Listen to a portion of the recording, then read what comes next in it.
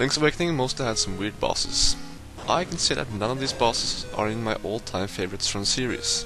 Still, we have to rank these two. I also have to say that we count each form of the nightmare as one boss.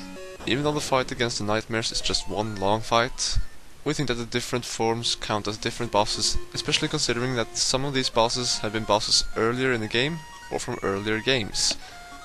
Now, let's take a look.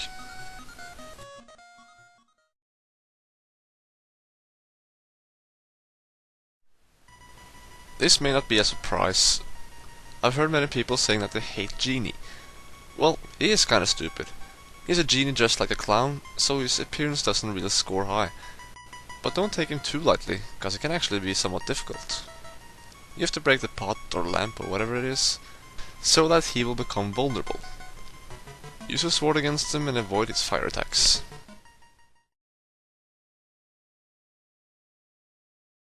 Moldorm is definitely a memorable boss, but not for the good reasons. The fight is exactly the same as in Link to the Past, so there's not much more to say about him.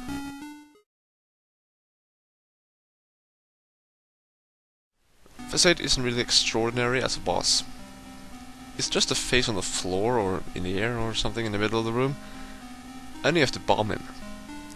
All it does is use the room to attack you. He may send pots and tiles at you and create holes on the floor, but as soon as he appears, just bomb him and he's done after a few blows.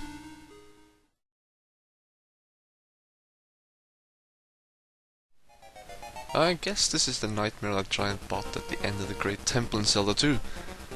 But this one's actually smaller, and all it does is jump towards you when it appears.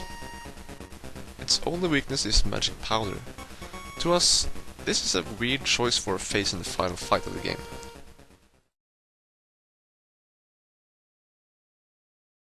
It's fine that there's a fire boss in Turtle Rock, but we find it kinda weird that he's weak against fire. You have to use a magic rod which shoots fire to defeat him. Well, I guess what that old saying is reasonable when it comes to Hothead. Fight fire with fire.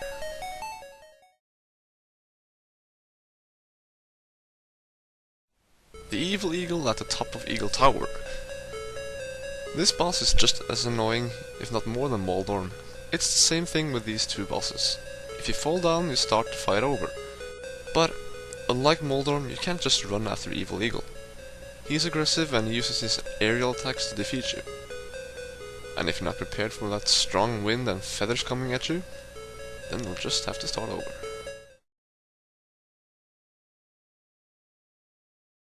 Anglerfish is the only underwater boss in this game, and he is easy as hell. All he does to attack you is to send out smaller fish and make some rocks fall into the water.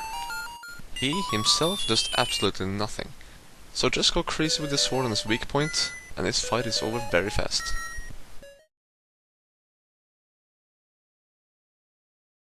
This is a really simple boss. At first you don't see him, but if you run into the wall with your Pegasus boots, he will fall down from the ceiling. After that, just slash the center of the eye many times and charge through that little connection they have, and they'll split up. When you use your sword on them, they'll get hurt, and you'll eventually defeat them after avoiding them while they might jump up to the ceiling and drop themselves down.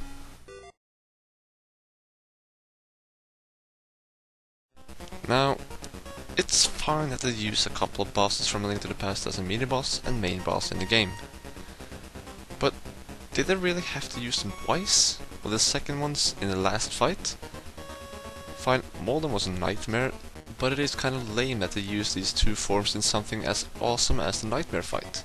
The only reason that they're this high, however, is because they are part of the nightmare fights. We love the whole setting and the story of this game, so we love that we're fighting a nightmare.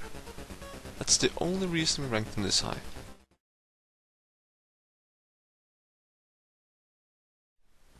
Slimeal was actually unique in our eyes. His head will come out of the 4 holes in the walls that he made. You have to use a hookshot to pull him out and slash his heart. However, you also have to avoid the tail that swings around from the middle of the room. This fight can be long and easy if you just stay in one corner and wait for him to come out of that hole, while being safe from the tail. But if you want more difficulty, you could always run to wherever his head comes out and avoid the tail on your own. This won't be easy though.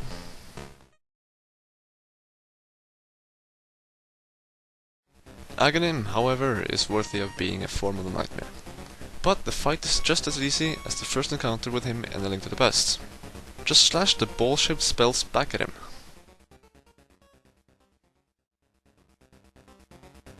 If Aghanim is worthy, then Ganon is definitely too. This encounter is similar to the first phase against him in A Link to the Past.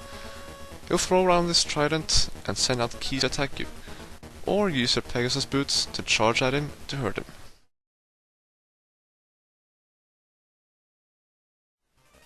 The final and the real form of the nightmare.